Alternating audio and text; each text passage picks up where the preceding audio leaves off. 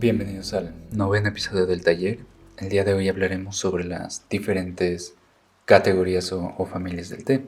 Como ya hemos visto antes, el té proviene de la planta conocida como la Camellia sinensis, una planta que nace en Asia, pero que también se ha expandido por todo el mundo. Y de esta planta, dependiendo del proceso al que se sometan las hojas cosechadas, nacen las diferentes familias de té, que son 6. Tenemos el té verde, té blanco, té negro, el dark tea, el té amarillo y el té azul. Es muy importante tener en cuenta que existen muchos elementos que cada artista o agricultor o creador de té va a incluir en su proceso para destacar ciertos aromas o sabores. Y estos procesos se modifican, es decir, cambian de acuerdo a las necesidades del mercado o al gusto del artesano. Además de estar sujetos a los elementos externos a los cuales las plantas estén sometidas año con año durante su maduración y hasta su cosecha. Tradicionalmente, se cree que ciertos factores externos como la luz de la luna, el tipo de amanecer o hasta el aroma del aire pueden dar indicios de si la cosecha será buena o no. Cada paso que se toma durante la producción de té requiere de un gran esfuerzo y una gran concentración, además de devoción y entrega, especialmente durante la cosecha. Los rituales de té que existen se inspiran mucho en la actitud que se toma antes y durante los procesos, ya sea una actitud de meditación, oración o simplicidad. Siempre es esencial tener un corazón puro para no maltratar o contaminar el proceso durante el trato con las hojas de té. Después de considerar el tipo de cosecha que se va a efectuar, para cada jardín, ya sea imperial, media o fina, va a ser el método de producción el que va a decidir a qué categoría corresponderá cada té elaborado. Cada proceso es variable dependiendo del agricultor, el país, zona de producción o el tamaño del jardín, y cada factor a constituir para obtener diferentes beneficios dentro de las hojas de té. En otras palabras, el método de cosecha puede llegar a afectar el nivel de cafeína de un té, el tamaño o la madurez de la planta también afectará el perfil aromático final, donde usualmente los brotes van a contener mayor porcentaje de cafeína y antioxidantes. La oxidación va a ser el principal elemento que otorgará la diferencia en sabor, color y aroma final de las hojas. Este elemento es el producto final de la enzima oxidase, una actividad que se produce al momento de romper la hoja de la planta, similar a lo que ocurre cuando dejamos una manzana cortada a la mitad y después de cierto tiempo se oscurece, lo que se traduce a mientras menos oxidación tengan las hojas de té o de la Camellia sinensis, su matiz será más colorida. De estos 6 tipos que existen, podemos dividirlos en 2 categorías. Tenemos los tés fuertes o complejos, que incluyen al té negro, al té azul y al dark tea, y los tés considerados como delicados o menos manipulados, que son el té blanco, el té amarillo y el té verde. Pero independientemente del proceso creado entre cada uno o cómo la energía interna de cada planta es afectada, la llave para preparar un buen té nace desde nuestro sentir, dejando a un lado la ciencia exacta, y al momento que dejemos fluir el licor dentro de nuestro cuerpo es cuando comprenderemos la importancia de cada té producido y cómo llegó a nosotros. El té blanco es una de las categorías relativamente nuevas, ya que solo han existido alrededor de 200 años, al menos hasta donde sabemos. Recibe su nombre gracias a los pequeños vellos blancos que nacen de los brotes de la planta de té. La producción inicial de este tipo de té nace en Fujian, en China, pero ahora se puede producir en varias partes del mundo sin necesidad de utilizar el varietal utilizado en China. Era una variedad producida únicamente para el emperador y los altos mandos, y por esta razón no era un té muy popular en la clase baja. Aunque los tipos de té blanco que podemos encontrar en el mercado son varios, Inicialmente este té se producía de la cosecha de brotes, lo que resultaba en muy pocas variedades disponibles.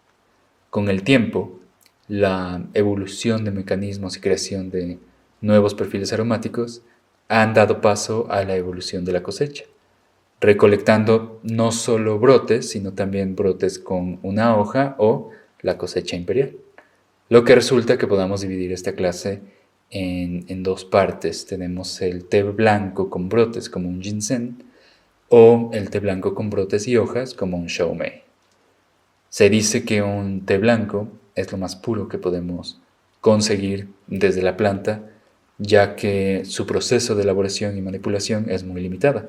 El periodo para realizar la cosecha debe ser casi perfecto, ya que los brotes solo duran 10 días antes de abrirse.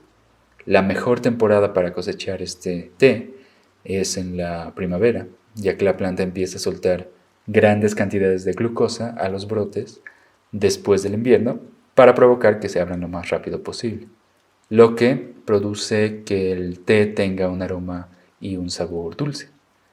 El vello que podemos apreciar o encontrar en el té blanco se llama tricoma y es el responsable de proteger a la planta de cualquier invasor, ya que está llena de cafeína y polifenoles. También ayuda contra la pérdida de agua y nutrientes.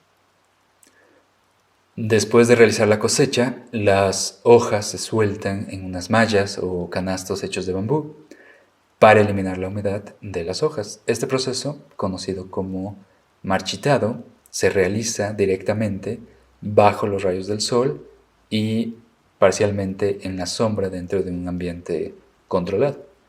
Este proceso puede tardar entre 12 a 24 horas y es el paso que da como resultado el color plateado a los brotes gracias al gran porcentaje de clorofila que contienen al momento de ser cosechados. A continuación se clasifican y se envasan, pero es importante mencionar que los agricultores son libres de modificar y agregar pasos o eliminar pasos para la creación de diferentes resultados. La experimentación siempre será bienvenida en el mundo del té. Siendo una categoría que tiene muy pocos pasos para producirse, donde las hojas se secan de manera natural, esto hace que su perfil sea delicado y aromático.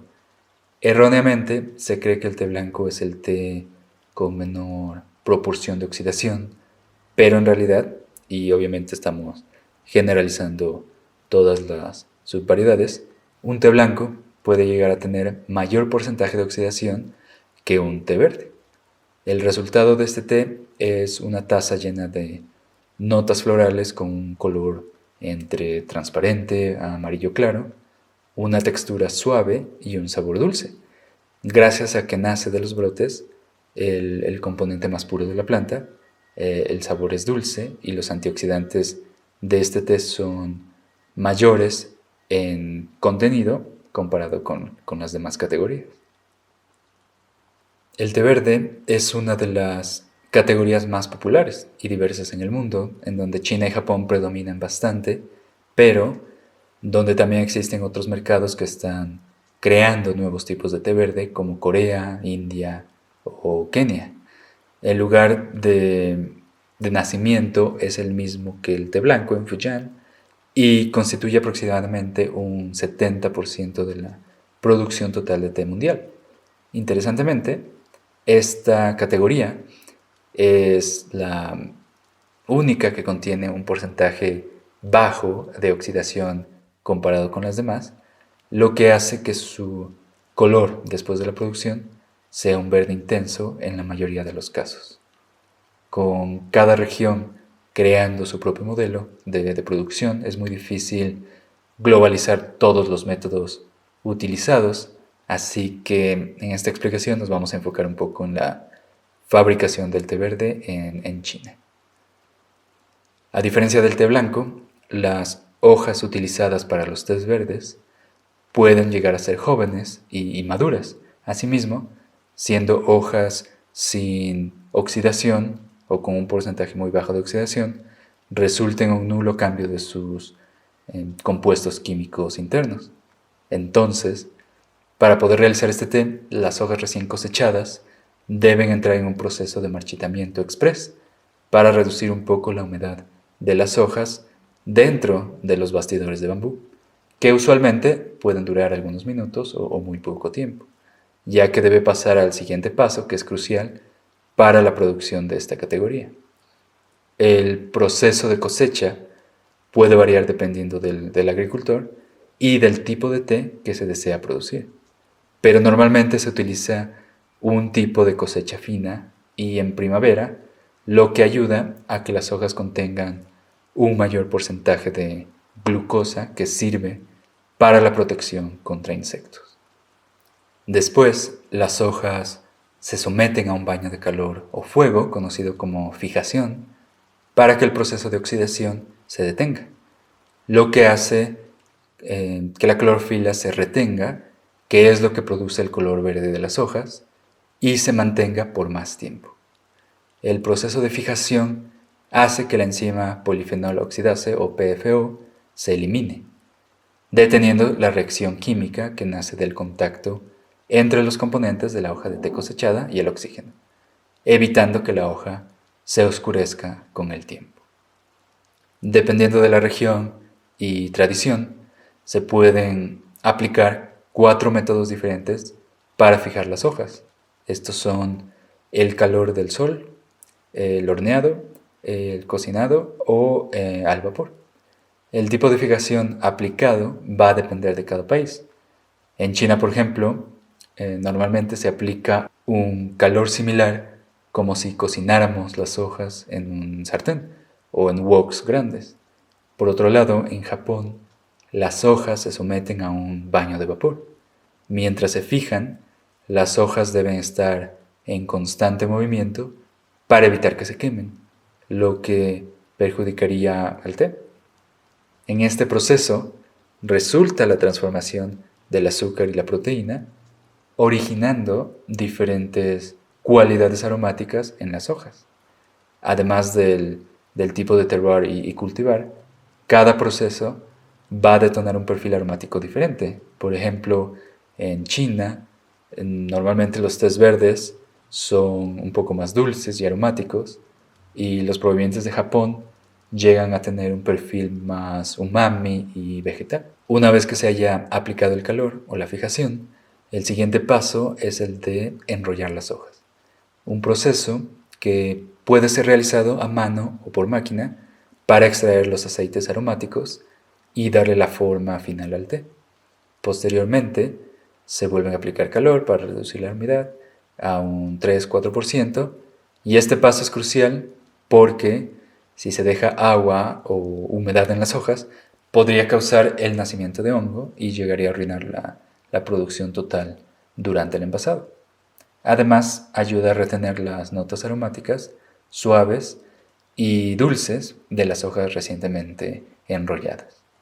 Al final se cierne para remover hojas rotas y ramas que se hayan colado y se empaca.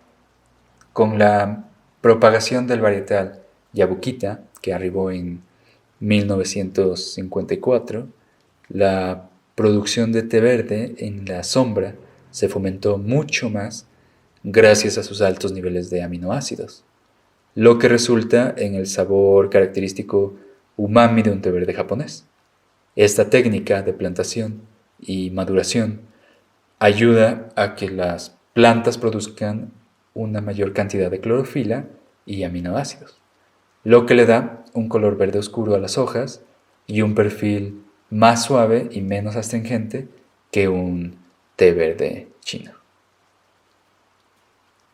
El té amarillo es una de las categorías más exclusivas en el mundo del té, no solo por su sabor, sino por su dificultad en el proceso de producción. Nacen en la región de Hunan y Anhui, en China, en la época de la dinastía Tang, y con el tiempo se ha vuelto una especie en peligro de extinción, dado que los precios elevados de producción impiden que florezcan fuera de China, como otras variedades lo han hecho. Esta categoría recibe este nombre por el color del licor y el de sus hojas, que a veces es amarillo o hasta un color bronce.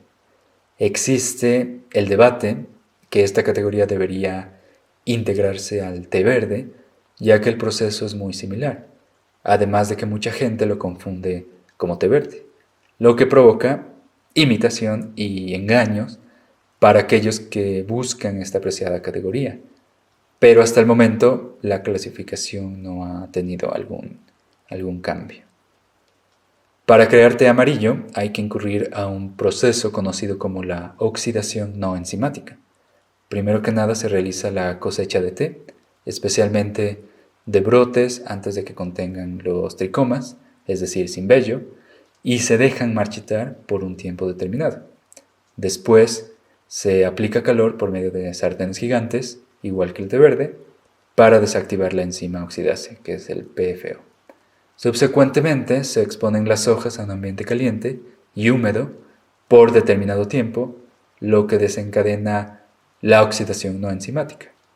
Durante ese proceso específico, las hojas de té se apilan dentro de un cuarto con ambiente controlado y se cubre con un tipo de tela o papel húmedo, añadiendo vapor a la pequeña montaña de hojas. La humedad y el calor producido por este procedimiento provoca que las hojas se empiecen a oscurecer y produzcan tonos amarillos sin necesariamente activar la enzima PFO. Después se realiza un secado extra a una temperatura de 120 grados centígrados para remover la humedad, se clasifica y por último se empaca. Se dice que esta categoría recibe lo mejor de 4 mundos: la dulzura del té blanco, el sabor gentil del té verde, el poder aromático del té azul y la astringencia de un té negro. El resultado final son hojas con tonos dorados o cobre que producen un licor pálido amarillento con notas aromáticas vegetales, flores, un sabor dulce y una textura fresca. El té azul, también conocido como oolong u oolong, que significa dragón negro, es uno de los tés más hermosos que existen. Fue desarrollado en Fujian, en China, en el siglo XVII.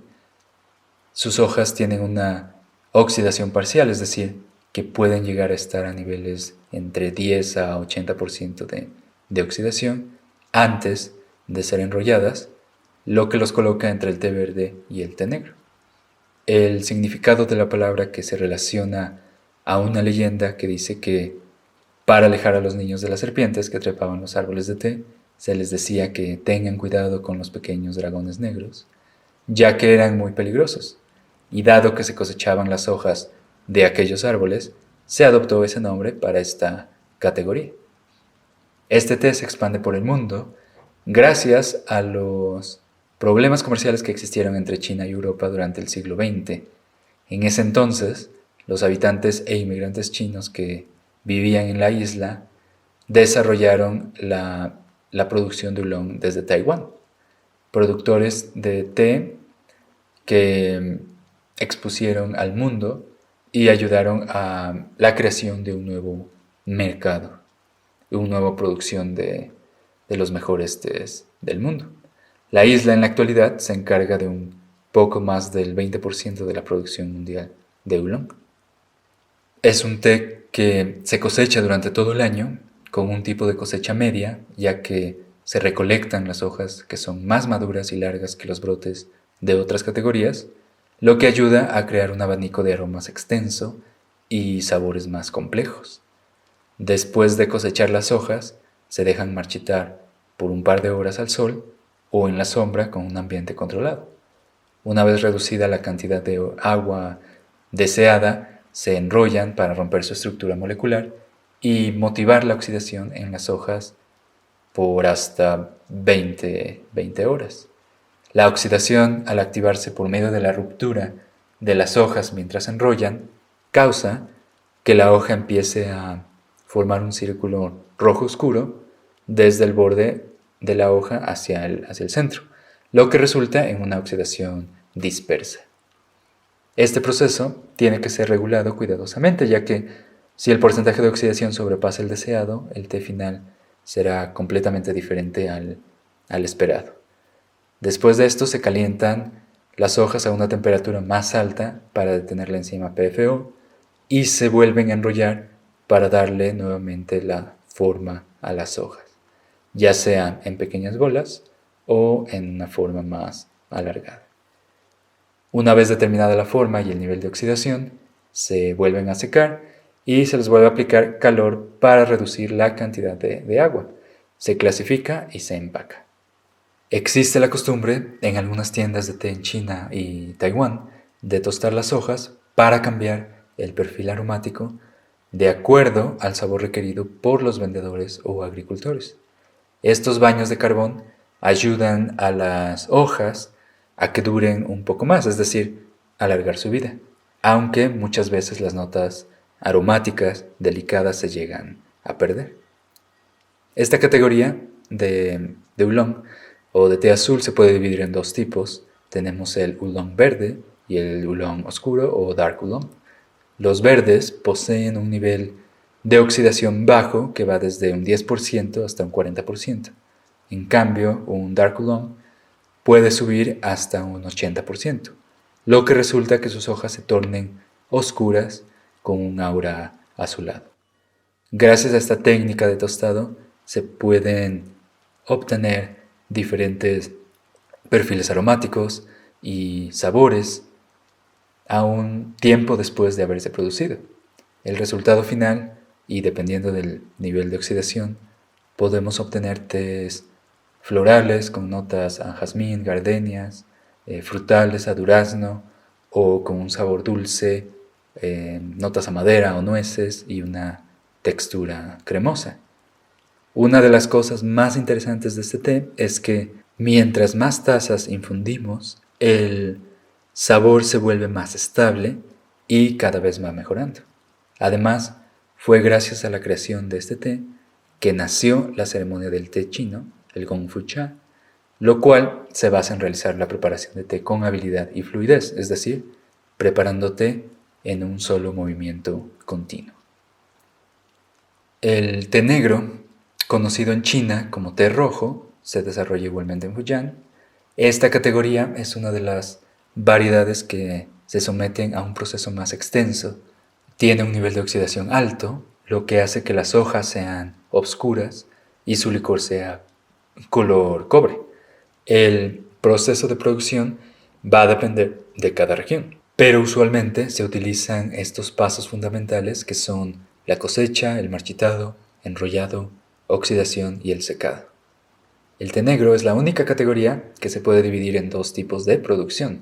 La primera conocida como ortodoxa, la cual consiste en la recolección de hojas enteras de té y su transformación como té negro, usualmente con hojas maduras, aunque para tés de alta calidad se pueden utilizar hojas jóvenes. Las hojas, después de cosechar, se marchitan para reducir la cantidad de agua. Después se inicia el proceso de enrollamiento, lo que ayuda a iniciar el proceso de oxidación gracias a la activación de la enzima PFO. También se pueden cubrir las hojas con mantas húmedas para acelerar la oxidación. A este té en particular no se le realiza ningún tipo de fijación, ya que la oxidación es el proceso que le da las características únicas a este tipo de té. El proceso de oxidación de este té puede llegar a ser inconsistente por el gran tamaño de las hojas, especialmente en un té producido con la variedad Sinensis sinensis, lo que puede llegar a afectar el perfil aromático final del té, su calidad y su apreciación. Con la oxidación en proceso, las hojas empiezan a desarrollar flavonoides encargadas de darle el sabor al té.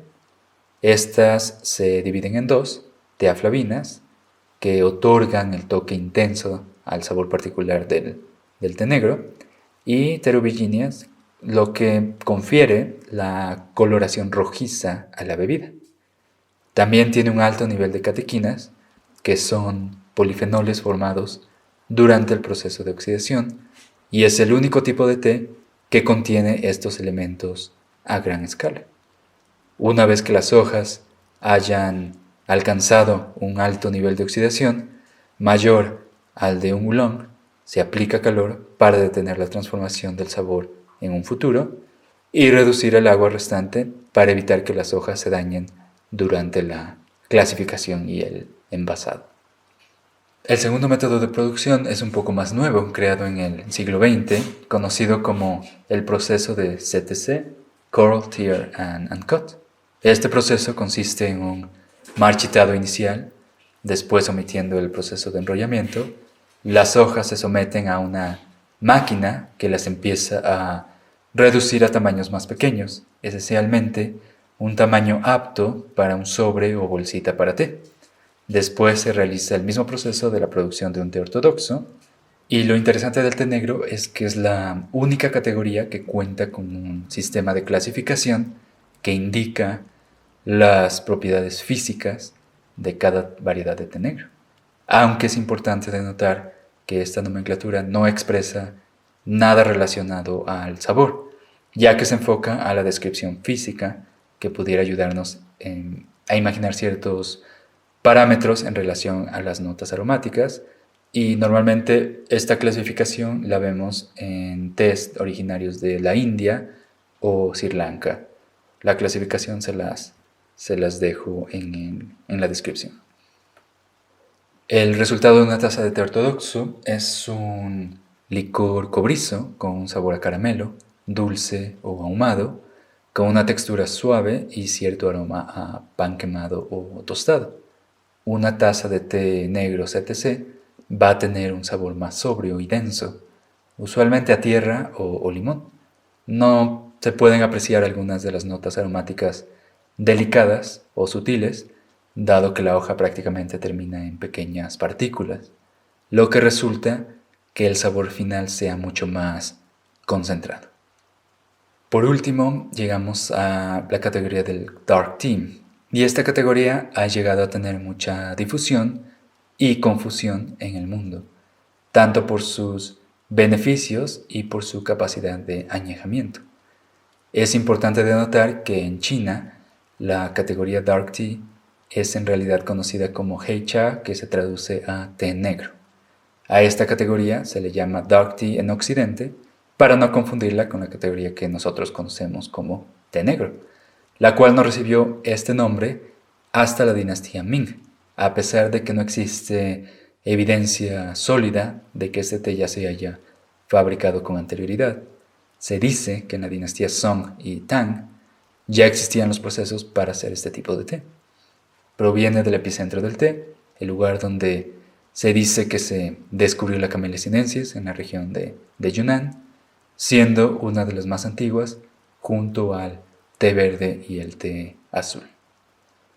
Esta variedad está valorada por su gran aportación nutricional, especialmente en regiones áridas de China, donde la comida escasea, principalmente cerca de la región de Mongolia y el Tíbet.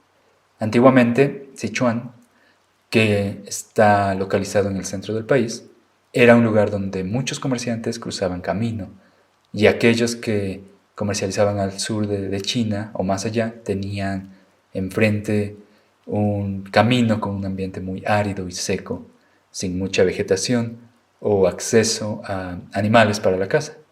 Es por esta razón que este té entró en acción por su alto nivel vitamínico, mineral y por ser diurético poderoso. En tiempos pasados, este té se preparaba como sopa, mezclado con papa o cebolla o vegetales, un alimento que hasta ahora se utiliza en zonas áridas o lejanas a la vegetación. Durante estos viajes, los compradores se dieron cuenta que, gracias a los cambios de temperatura que experimentaban durante sus travesías, descubrieron que el té, por el hongo que surgía y la levadura que contenía, mejoraban en sabor con el paso del tiempo, gracias a los elementos externos como las condiciones climáticas que afectaban en sabor, aroma y apariencia del té. Y esto es lo que los productores de té en la actualidad tratan de hacer desde aquella vez: imitar las variaciones ambientales para obtener diferentes sabores con el paso del tiempo. A este proceso se le conoce como wudui, y gracias a esta variedad, el método ha logrado imitar varios elementos externos para obtener diferentes resultados. Dentro de la categoría de los dark teas encontramos una variedad conocida como el pu'er, y esta es una de las tantas subvariedades que existen dentro del dark tea, siendo la más popular mundialmente. El pu'er es el favorito por muchos gracias a su extenso abanico de aromas y su complejidad que varía con el paso del tiempo, haciendo que cada taza de té sea tan especial como la anterior, adoptando ese nombre gracias a la ciudad de origen conocida como Pu'er en Yunnan. El primer paso para la creación de pu'er es realizar la cosecha. Después las hojas se marchitan y se les aplica calor en sartenes tipo wok o en carbón. Después se enrollan para activar la oxidación y se vuelve a aplicar calor nuevamente, otro enrollado. Posteriormente, las hojas se secan a temperatura ambiente o se dejan al aire libre y se clasifican. Este proceso nos da como resultado el mao cha, que es de donde salen los dos tipos de pu'er que existen, ya que se dividen en dos categorías conocidas como el sheng o crudo y shou como cocido. El pu'er sheng, una de las más antiguas variedades dentro de la familia de los dark teas, es conocida en la actualidad como cruda y se cosecha a partir de la variedad Da Ye, que es de hoja grande en la región de Yunnan, el cual le da un sabor terroso, frutal y mucho más fresco comparado a un shou. Se dice que esta variedad tarda entre 5 a 10 años de añejamiento para alcanzar su punto perfecto, aunque no se le considera que haya llegado a su madurez hasta alcanzar los 30 años, donde se transformarán en tés de época o vintage. El sabor incomparable de un dark tea se debe a la fermentación que sufren las hojas, es decir, cuando los almidones se convierten desde azúcares a monoterpenoides, que se oxidan hasta llegar a ser sesquiterpenoides, lo que resulta en el característico sabor terroso de este tipo de té. Para realizar un pu'er sheng se toma el mao cha y se somete a un proceso de clasificación para agrupar las hojas del mismo tamaño. Se comprimen hasta obtener la hoja deseada. Para realizar la compresión, las hojas son humedecidas e introducidas en una tela, la cual se mete a una máquina que presiona las hojas hasta obtener la forma requerida. De forma manual se puede realizar utilizando piedras circulares y ejerciendo presión sobre el té. Inmediatamente después se añade el nei fei, que es el pequeño papelito o pedazo de papel que encontramos en los pu'er con la información del té o la marca de la fábrica que produjo el pastel. Existen algunos agricultores que realizan un secado a los pasteles para reducir la humedad creada por el vapor o para detener el proceso de fermentación y controlar el sabor final del té. Pero por otro lado, algunos otros deciden dejar una cantidad alta de humedad para la producción de hongos en las hojas, lo cual se cree es muy saludable para la salud.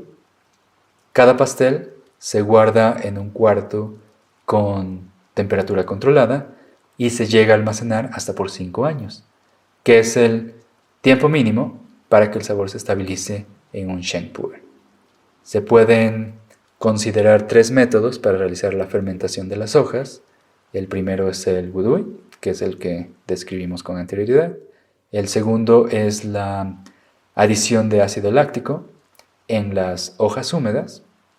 Durante este proceso se añade una especie de moho de la familia Aspergillus que se alimenta de los químicos producidos por las hojas de té, y con esto el sabor empieza a madurar. Y por último es una mezcla entre los dos tipos anteriores. En 1970 se descubre un nuevo tipo de proceso para el pu'er conocido como shou o cocido.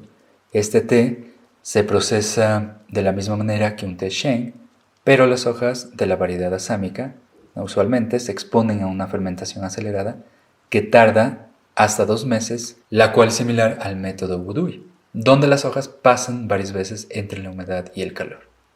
El tiempo de fermentación controlada puede variar, ya que mientras más humedad existe en el proceso, será más rápido. Durante esta transformación, las catequinas se convierten en ácido gálico y los aminoácidos junto con los carbohidratos desaparecen, aunque la cafeína se mantiene, teniendo como resultado un té de color muy oscuro. Al terminar, se realiza una clasificación removiendo las hojas no fermentadas y se comprime de la misma forma que un Sheng. Por último, se deja estabilizar el sabor durante 3 meses en un cuarto con temperatura controlada. Esta variedad fue creada para que la gente pudiera consumir el perfil final de un pu'er sin tener que esperar tantos años.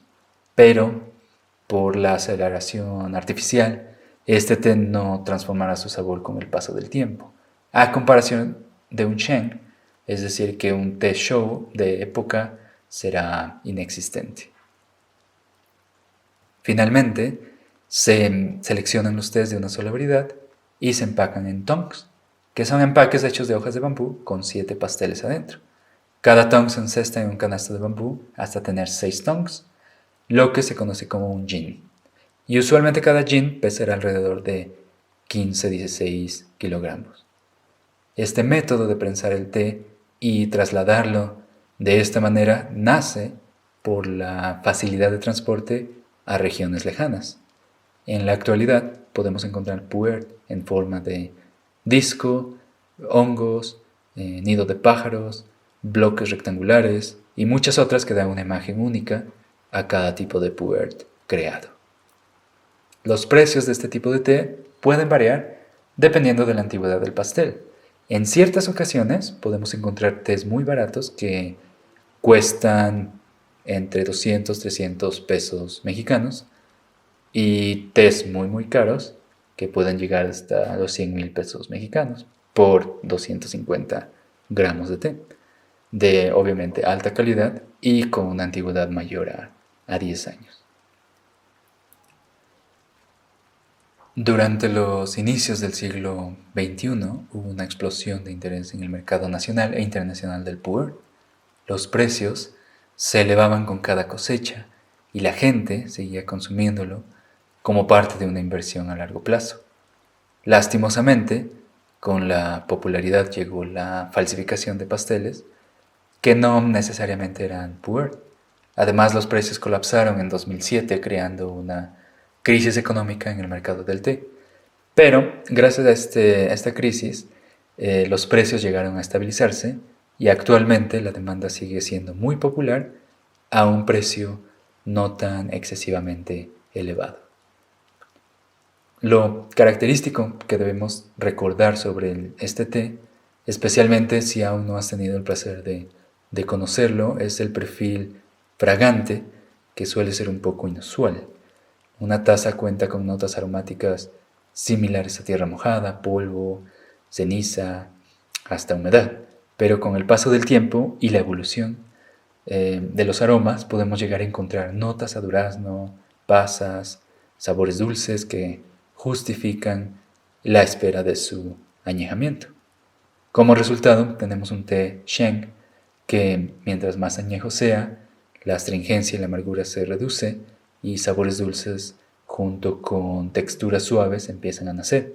En cambio, un show nos regala una taza con aromas terrosos, estables, sin notar la frescura de las hojas, lo que significa una de las grandes diferencias entre estos dos estilos.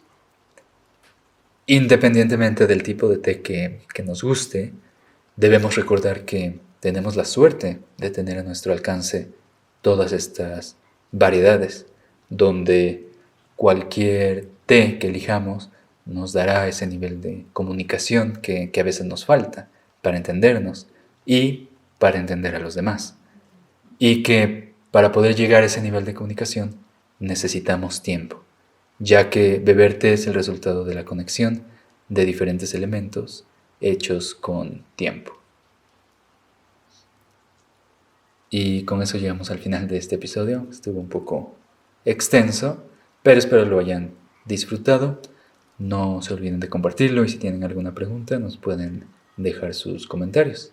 Si quieren conocer más al respecto de nuestro proyecto, los invito a entrar a nuestra página o contactarnos directamente. Muchas gracias por escuchar y los Espero en el próximo episodio. Feliz día.